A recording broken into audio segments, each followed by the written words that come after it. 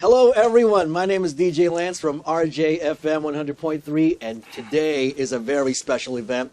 We are celebrating the 35 years of RJ Guitar Center, and anybody who's anybody in the music industry or even a music enthusiast know RJ guitars, okay? And those guitars were played by legends from Perp de Castro to the late Pepe Smith.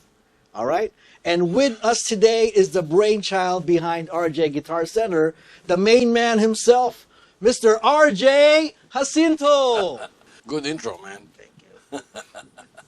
Hey, sir, how are you doing? Yeah. Okay. Well, what would you like to know? I'm here at Yes. your disposal. First of all, congratulations, 35 years of RJ Guitar Center. Yeah. 3 decades. And so what sparked your interest in guitars at a very young age? Well, I saw the driver of my Lolo when I was vacationing in Baguio. We were staying in one condominium, one condominium building.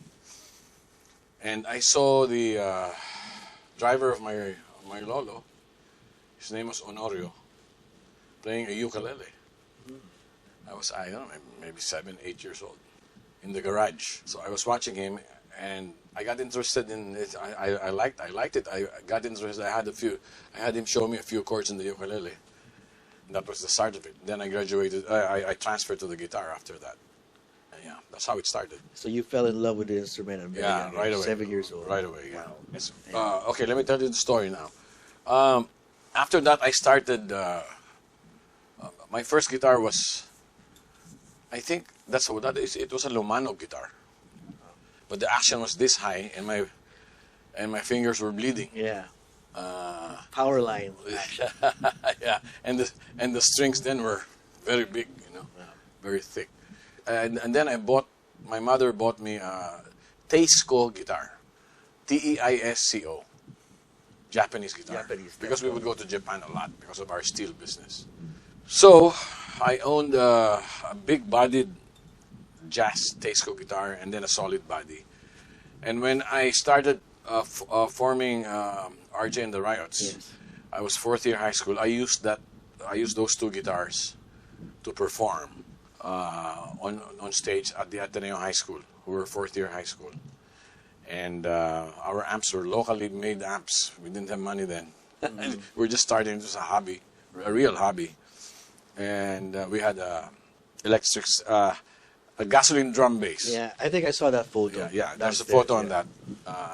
And that was the first public appearance of RJ and the Riots, December 5, 1960. 1960. We were 4th year high school. It was a high school Christmas program. And we became an instant hit. They went wild right away. Maybe the first time they heard all these electric guitars and yeah. And probably some of the students don't know rock and roll yet. Haven't heard them. At that time, there were no ventures yet here. The ventures launched just about also in December, Walk Down Tron. So it was not here yet.